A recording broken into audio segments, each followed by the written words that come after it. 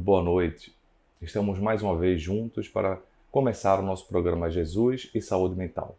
Em geral, nas últimas terças-feiras de cada mês, eu e o Sérgio Lopes fazemos o Código do Monte, em que analisamos as bem-aventuranças à luz do Espiritismo, numa perspectiva psiquiátrica, psicológica, emocional.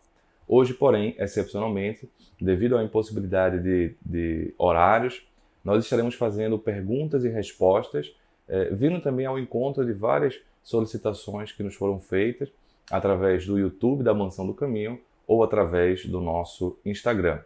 Então fica conosco que temos algumas questões muito pertinentes que são úteis para você também.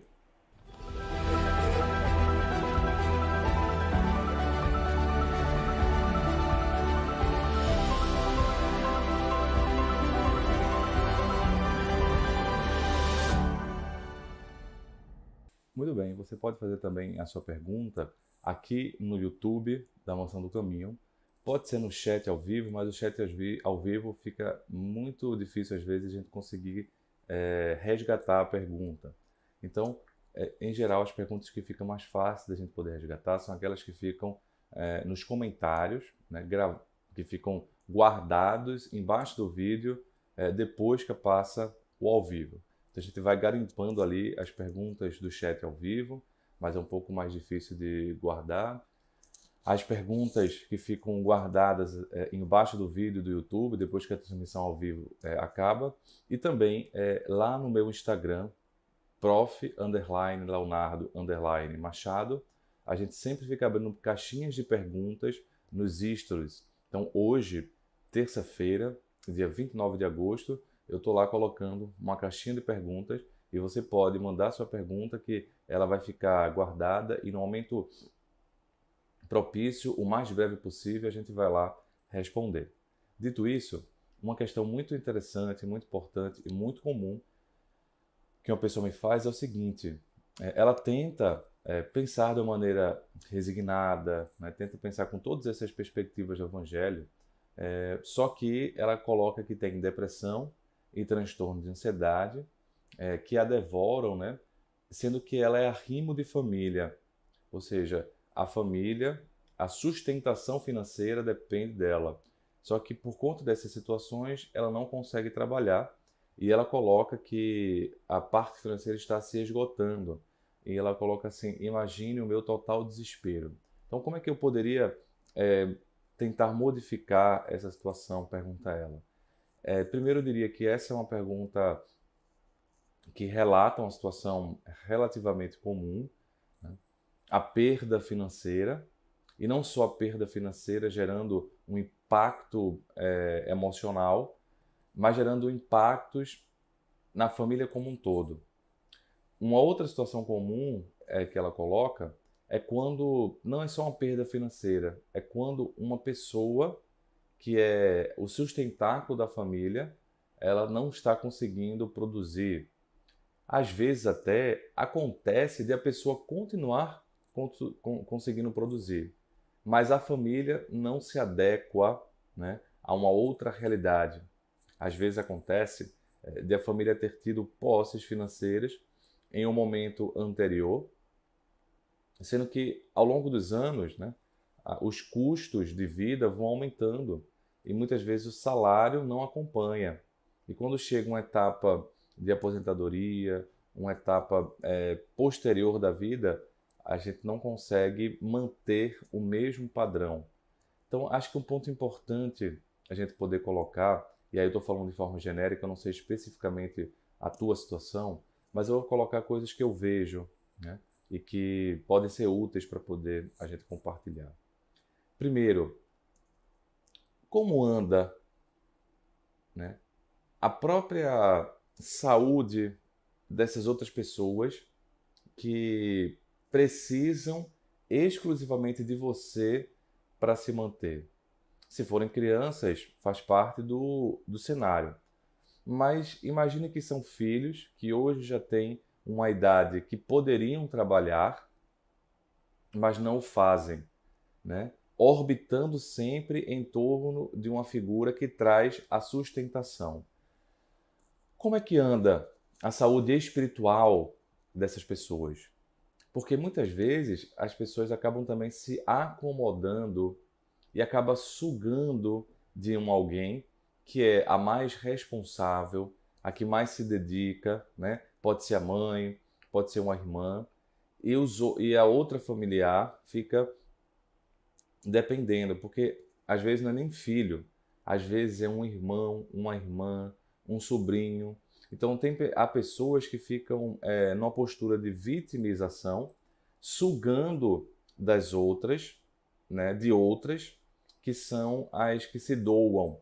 Então há que a gente tem que ter cuidado bastante, porque aí a gente está sem querer alimentando a vitimização e alimentando a acomodação, o comodismo, tentando ajudar. É como, por exemplo, uma situação que bota bem típico, de uma forma bastante intensa, mas era uma pessoa, né, que sempre se vitimizava, e a irmã dessa pessoa, freira, que era de ofício mesmo, né, era uma sacerdotisa, uma freira, ela se doava bastante para várias pessoas, inclusive para essa irmã que se vitimizava. E a irmã sempre se vitimizava, sempre se vitimizava. Então tinha ali a freira que se culpava excessivamente, e essa culpa excessiva da freira fazia com que ela se sentisse uma devedora perpétua, ou seja, alguém que está sempre em dívida com todo mundo. E essa vitimização da irmã fazia com que ela fosse uma credora perpétua, ou seja, sempre as pessoas têm dívida para comigo. E aí uma acabava alimentando a outra. Essa postura de vitimização que cobra, que suga e que gera culpa no outro, acabava deixando a freira se sentindo mais culpada, e quanto mais a freira se tinha culpada, mais ela ficava doando, e mais essa que ficava usufruindo. Então chega uma hora que a conta não bate, chega a hora que o poço esgota, e aí a gente tem que pensar até que ponto também, né, essas privações não são necessárias para o crescimento e o amadurecimento espiritual dessas outras pessoas que orbitam ao redor, né, de você ou de fulano, para que elas também possam se implicar na vida e saírem da postura de vitimização. Mais uma vez, eu estou falando de uma maneira geral, não sei especificamente a situação, a pessoa que perguntou, mas eu vejo muito isso.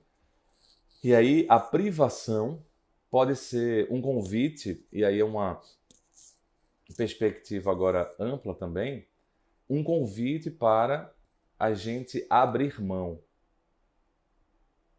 Me recordo de uma pessoa que rapidamente numa crise financeira mundial não tinha que as condições, né, a aparente condição financeira da pessoa era aparente, ela não teve condições de pagar as contas logo no primeiro mês de privação, no segundo mês. Mas curioso, no cardápio da família tinha lá a comida de pompa e circunstância. Mas ela não tinha dinheiro para pagar as próprias contas. Mas como é que tinha dinheiro para comer a comida mais refinada em casa? Então precisaria abrir mão, né, para comer uma comida um pouco mais barata, um pouco mais simples, para poder ter, digamos assim, as condições de arcar com as suas dívidas, eventualmente até vendendo coisas de casa, se rearrumando.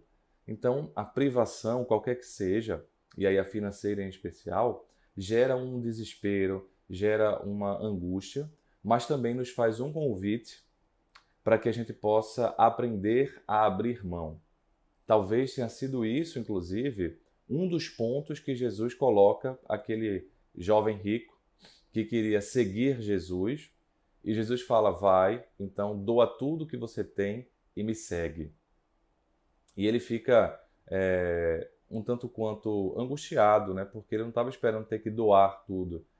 Mas a exemplificação é porque muitas vezes as posses elas nos prendem a falsas necessidades.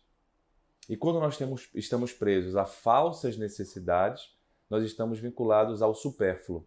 E quando nós estamos vinculados ao supérfluo, a nossa felicidade não vai conseguir chegar. Então, às vezes é preciso um choque da vida para abrir a mente, não necessariamente dessa pessoa que é responsável, que consegue manter, mas dos outros que orbitam ou parasitam às vezes, para que eles possam, na privação, aprender as duras penas a abrir mão, porque só podemos seguir a vida de uma forma mais madura se aprendemos a abrir mão.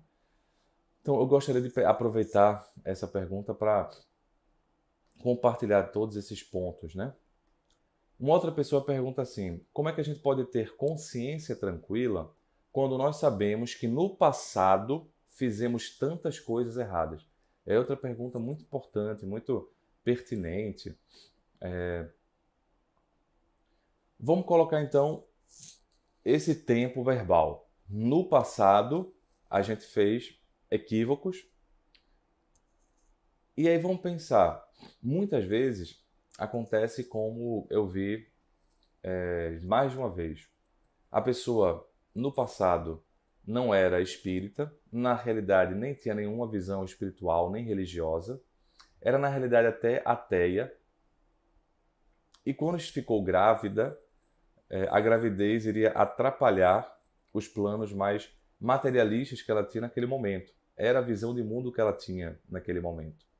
E aí ela acabou provocando, né, o aborto, fazendo um abortamento de forma voluntária, porque naquele momento, naquela visão que ela tinha, era a solução que ela vislumbrava ser a melhor.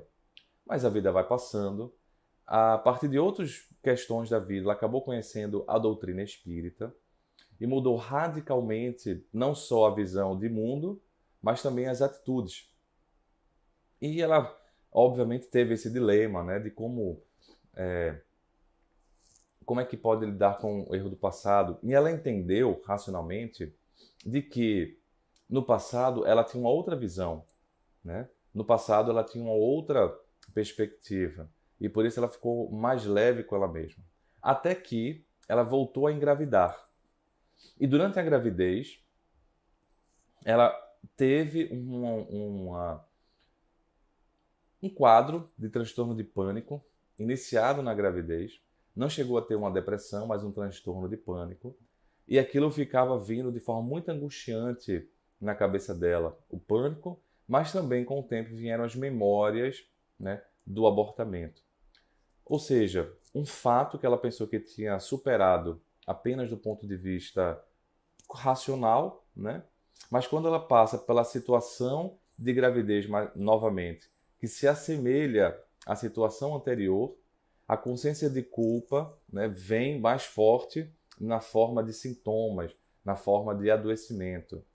E também um quadro espiritual, né, de influenciação, em que ela é mais vulnerável, biologicamente falando, até pelo quadro psiquiátrico, a mente dela, né, abria brechas, porque aquela ideia de que, puxa, eu fiz no passado algo que eu tinha uma outra visão de mundo, e por isso eu preciso me perdoar para seguir, ficou meio esquecida.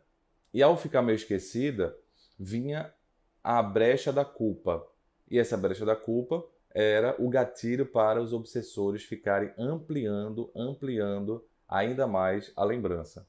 E aí ela ficou bastante encharcada de culpa e de sofrimento. Aí ela foi preciso fazer o tratamento profissional adequado, fazer terapia, né, além de continuar na casa espírita, trabalhando com resignação e entendendo as dores do processo.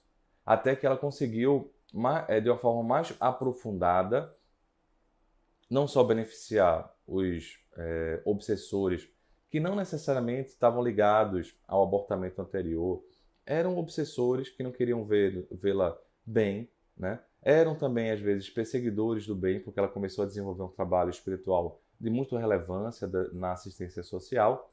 E aí, quando você faz algo para o bem, você não só tem a perseguição dos obsessores individuais, assim, pessoais, mas também dos inimigos do bem, né?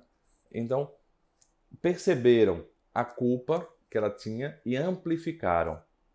E aí o que é que eu gostaria de trazer para você que me escuta? Não é que o equívoco deixou de ser equívoco porque você tinha uma outra consciência. O equívoco continua sendo equívoco. E ele vai ficar guardado no teu interior e vai vir em algum momento, como veio no caso dela na gravidez, uma descompensação. Mas não precisa a tua mente ficar se amplificando, né?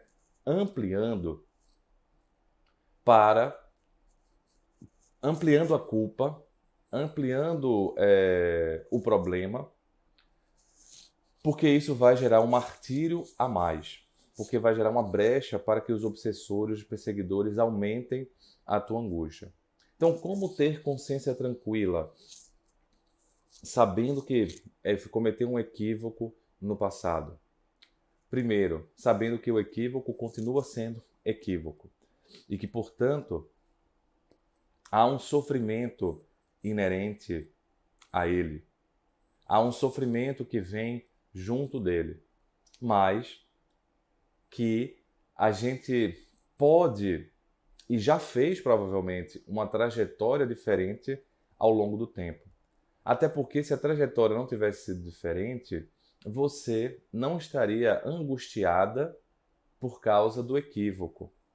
Porque no passado, se o equívoco não gerou angústia, é justamente porque você estava no nível de consciência, de esclarecimento da consciência menor. Então a consciência estava aparentemente tranquila, porque também a tua percepção era mais apequenada. Hoje, a ampliação das perspectivas, a ampliação da tua consciência fez com que no primeiro momento você ficasse angustiada. Mas a consciência tranquila pode vir quando você não fica alimentando a culpa. Então parece paradoxal. É uma consciência tranquila que envolve angústia, mas não envolve, né, envolve a angústia de saber que foi um equívoco, envolve um arrependimento, envolve uma certa tristeza, envolve uma certa raiva em algum momento, mas não envolve isso duplicado ao triplo. Porque a consciência tranquila, ela nos diz respeito a um estado em que a gente não fica com a culpa tóxica.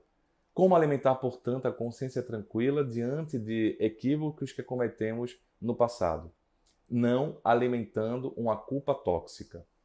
Arrependimento, tristeza, a percepção de que foi errado, de que foi um equívoco, a ideia toda envolvida nisso, ela existe. E é importante que a gente encare de frente. Mas eu não vou ficar alimentando uma culpa tóxica, a culpa que fica remoendo. Porque eu vou entender, de fato, que o sofrimento vai vir, o sofrimento vem pela melancolia, o sofrimento vem pelo arrependimento, mas eu não preciso ampliar isso, abrindo brechas para que obsessores, para que perseguidores do bem destruam o que eu sou, porque eu não sou uma farsa. Você não é uma farsa. Você é alguém que mudou. E justamente a mudança que você tem hoje faz com que você consiga perceber o equívoco do ontem e não querer repetir. Olha aí a consciência tranquila. Eu não alimento culpa tóxica, eu percebo o equívoco, mas desejo e não repito, e aí minha consciência fica tranquila porque eu sei que estou no caminho. Não porque eu sou perfeito, mas porque eu estou no caminho. Não porque eu não me equivoquei, mas porque eu não me equivocarei mais. Aí está o local da consciência tranquila. Mas para isso, às vezes, realmente vem o sofrimento, e o sofrimento como um casal, já numa fase mais idosa da vida, me confidenciava com muita angústia a mesma situação. No passado, antes de terem uma visão religiosa mais aprofundada, eles engravidaram antes do tempo, antes do casamento, e aí acabaram optando pelo abortamento. Se casaram, tiveram filhos, e com o tempo foram se vinculando ainda de forma mais intensa ao catolicismo e frequentando a igreja, as missas, enfim, fazendo trabalhos. E quando foi muito tempo depois, né, já idosos, fazendo o balanço da vida, vieram então, teve algum momento que esse pensamento veio à tona.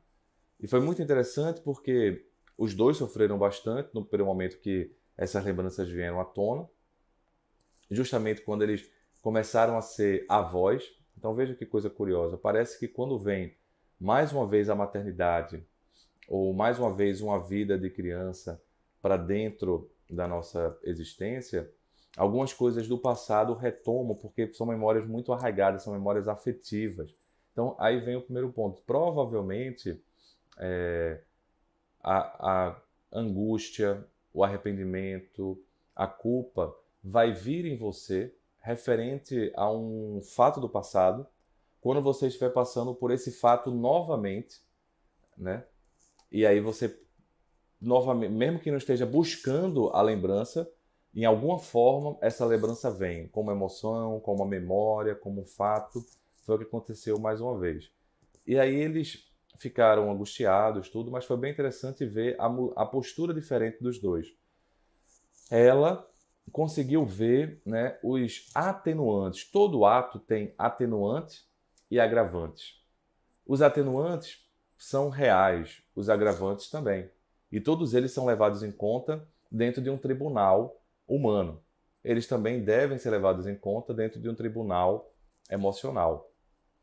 Então, ela começou a perceber, por exemplo, que ela tinha tinha perdido a mãe justamente naqueles momentos próximos e que ela acabou sendo a filha mais velha, tendo que assumir responsabilidades que ela não estava muito preparada emocionalmente. Ela se lembrou que ela não teve um contato, né, mais profundo de alguém que pudesse auxiliá-la. Ela se lembrou que o marido era filho de uma prole muito grande, né? A sogra dela tinha tido muitos filhos e às vezes no passado se tinha muitos filhos, mas não dava para criar todo mundo, né? A mãe acabava às vezes que o filho mais velho criava o mais novo, né? E a mãe e o pai ajudavam, né, ali a manter. Era outra situação. Então não era aquela proximidade tão intensa nas questões. Então faltou esclarecimento, e eles também não tinham uma visão religiosa que eles tiveram com o tempo. Então tudo isso fez com que ela entendesse e falasse assim: olha, eu sei que foi errado. Eu não queria fazer, não faria de novo. Tanto que não fez, né? Tanto que tiveram filhos, tanto que se dedicam à família, mas era o que aconteceu. Eu não posso voltar para trás. Eu não posso ficar remoendo um passado. E ela então tentava ajudar o, o marido, né? Para que ele pudesse também encontrar-se nesse canto. E aí eles foram, em determinado momento, se confessar com o padre. E o padre fala essa mesma linha, né? Essa mesma linha. Se a gente pudesse resumir, né, numa frase, é a famosa frase do Chico Xavier: eu não posso voltar atrás e desfazer o meu passado, ou refazer o meu passado, mas eu posso olhar para frente, né, e construir um novo futuro no meu presente. Isso não significa que eu não me arrependa dos equívocos, mas significa que eu não fico toxicamente culpado, porque eu não fico toxicamente preso, paralisado, e nem deixo, portanto, obsessores, né, perseguidores do bem, dizerem para mim que eu sou uma farsa e me manterem paralisados, porque é isso que eles querem.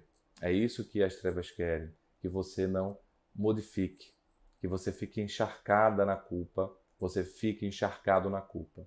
Consciência tranquila é possível sim, mesmo na percepção de que nós equivocamos. Eu até diria que a consciência tranquila, madura, só é possível quando nós temos a coragem de enfrentar a realidade de que a gente se equivocou, e agora eu digo mais, e de que a gente se equivoca.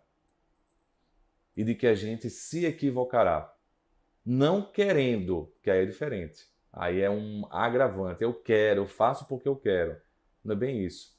Mas que faz parte da nossa humanidade, que a gente deve se esforçar para não se equivocar. Mas quando o equívoco vier, a gente ter coragem e humildade para se recompor, para reconstruir. Queria mandar um abraço para. Aí eu vou falar o nome, porque ela já colocou em alguns momentos o comentário e eu vi que as pessoas também comentaram. A Maria Lopes, né? Falando das suas dores, das suas doenças, né? E dizendo que hoje eu só peço a Deus forças e resignação para suportar tudo o que eu estou passando. Eu diria para você, graças a Deus que você pede isso. Não é só, isso é muito. Há situações e há doenças que a gente realmente não consegue curar. Há cânceres de pele que são muitas vezes recorrentes. Me recordo pelo menos de 3 pacientes que atendi ao longo dessa trajetória. Estou lembrando de 3 que tinham esse dilema de cânceres de pele de forma recorrente e como isso afeta o emocional, afeta a autoimagem, doenças de pele, quando não são cânceres, mas são outras doenças que afetam de modo recorrente, que não conseguem ter cura, são um grande convite da vida, sim, para a resignação, para a superação, para a humildade, porque mexe com a nossa autoestima, mexe com a nossa imagem corporal, né? Como a gente se vê, a gente chama a nossa autoimagem. Muitas vezes falam de processos expiatórios bastante dolorosos e por isso que pedir resignação e forças não é só, mas sim muita coisa para poder resistir na vida. A mesma resistência que um pai de família traz o seguinte, que ele tem um filho de 6 anos de idade e a mãe, né, a mãe do menino se desencarnou quando ele tinha 1 ano e 3 meses. E ele hoje já tem 6 anos. E ele fala como isso afeta. Não é bem uma pergunta, é mais um relato que ele traz. E eu queria trazer, a gente imagina assim, essa dor, né? Primeiro para o menino, porque perder uma mãe é sempre uma dor profunda, como aquela jovem que a mãe desencarnou, não foi nem quando ela tinha 1 ano de idade, foi quando ela nasceu. Num problema do parto, a mãe acabou desencarnando. Porém, diferentemente de teu filho, que tem você, enquanto pai, presente na vida dele, ela não teve o pai. O pai acabou fazendo o que muitos pais fazem.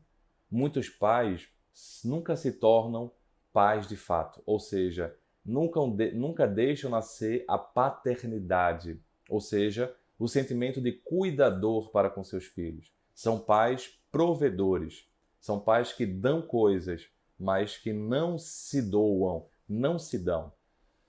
São pais que cuidam financeiramente, mas que não cuidam emocionalmente. Portanto, nunca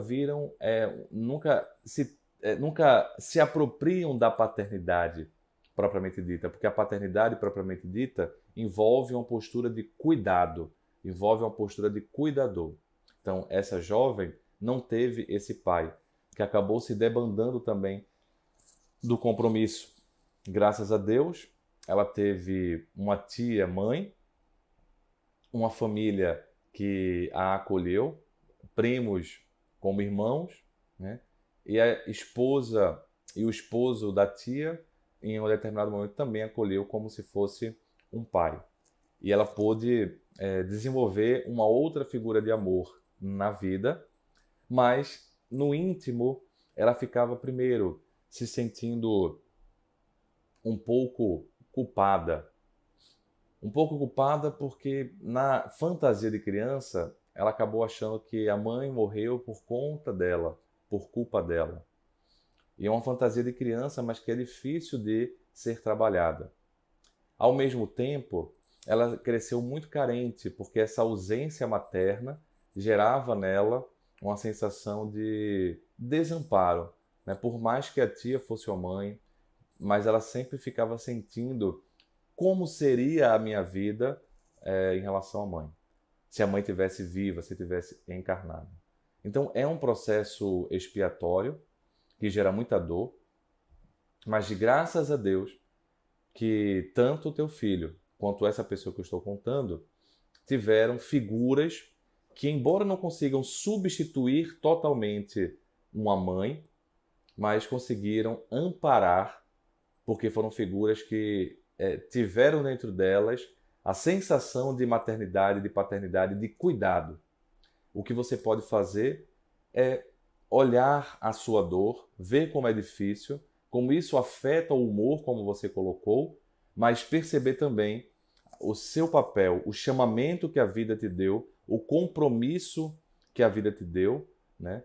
Trazendo essa função tão intensa que pode ajudar a salvar o teu filho, que vai ter certamente dores e sofrimentos como essa moça teve, mas uma moça que nunca cometeu uma tentativa de suicídio, embora tivesse situações de ansiedade, de depressão, mas nunca alimentou o pensamento de suicídio. Por quê? Porque na vida ela teve referências de amor que acabaram dando um amor pela vida e ela vive muito bem, conseguindo tocar o barco, conseguindo amadurecer. Então, nessa perspectiva, o amor realmente é o que soluciona, né? Por mais que ele não consiga, digamos, apagar a dor, mas ele consegue amenizar o sofrimento. O amor, portanto, é o que tranquiliza a nossa consciência. O alto amor, que se desdobra em alto perdão e faz com que a gente saia da culpa tóxica. O alto amor, que se transforma em resignação e faz com que a gente suporte as expiações de doenças incuráveis. O alto amor, o amor para com o filho, que faz com que a gente consiga assumir esses papéis, essas responsabilidades. Nesse sentido, eu queria terminar o nosso encontro de hoje trazendo mais duas perguntas que sempre são muito comuns e eu gosto de responder de maneira... A gente fez uma série de vídeos com Filomeno de Miranda, estudando a obsessão, os transtornos psiquiátricos, mas aí eu sempre trago a ideia também de responder pelo menos uma parte, né? Um ângulo. E essas perguntas foram assim: como é que a gente pode saber se é transtorno psiquiátrico ou se é mediunidade? Primeiro a gente percebe que é uma linha muito tênue entre distúrbios biológicos, psiquiátricos, primariamente, e distúrbios espirituais, que as pessoas geralmente quando botam espirituais colocam assim a obsessão, né? Lembrando que distúrbio espiritual não é sinônimo de obsessão, porque no espiritual também existe a reencarnação, existe, entre aspas, o karma, existe, portanto, os aspectos biológicos. Mas o que eu queria trazer como ângulo hoje é que muitas vezes essas questões são colocadas porque as pessoas têm uma ideia de que, olha, se eu detectar, vamos supor, que exista uma situação complexa que é 100% obsessiva e que não tem nenhum aspecto psicológico ou biológico, que isso não existe, né? Sempre é uma mistura. Porque, por exemplo, a obsessão, para se efetuar, ela precisa de alguma brecha psicológica. Veja que eu falei aqui na pergunta anterior sobre culpa. A culpa como uma brecha psicológica, né?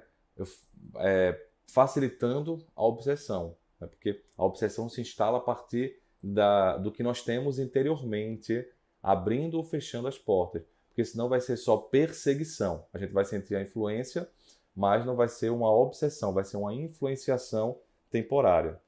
Então, nesse sentido, é que eu estou dizendo que não vai existir 100%, sabe? Mas vamos supor que exista.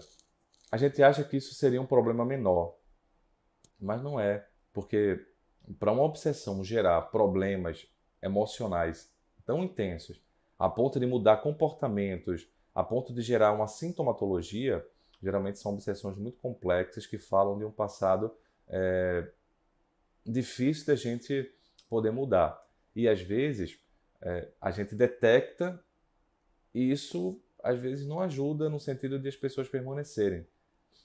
Eu me lembro que veio uma pessoa que era tratada por depressão. Vou contar não a história dela, só esse fato, né, pela questão da privacidade. Mas ela era tratada por depressão. Nunca teve problemas de alcoolismo, de dependência alcoólica. Mas naquele dia, um tempão já depois, anos depois, que eu já a conhecia, ela tinha ficado bem da depressão um bom tempo, mas agora tinha tido uma recaída grave da depressão. Quando ela entra para o atendimento, eu senti um cheiro forte de álcool. Álcool, bebida alcoólica. E aí, como foi tão forte o cheiro, eu não me dei conta que era uma percepção mediúnica que eu estava tendo. E falei para ela assim: você bebeu hoje? Eu me espantei, porque ela não era uma pessoa que tinha problema de alcoolismo, e dificilmente ela viria para uma consulta dessa forma. Ela me olhou espantada e falou assim: não, doutor. Aí eu falei: tem certeza? Ela: por quê? Porque eu estou sentindo um cheiro forte de álcool. E aí ela: não, veja, eu bebi faz uns 2 dias, mas hoje e ontem não. Aí eu falei: mas me conta aí, como é que está sendo isso? Aí foi quando ela confessou, né? Ou seja, ela falou que ela vinha bebendo no último mês, todos os dias, uma garrafa de vinho, 2 garrafas de vinho, e ficava escondendo, bebia e escondia da família, porque ela estava tentando encontrar um certo alívio com aquela bebida. Mas que ninguém sabia, e que ela tinha se espantado como é que eu tinha percebido, porque fazia 2 dias.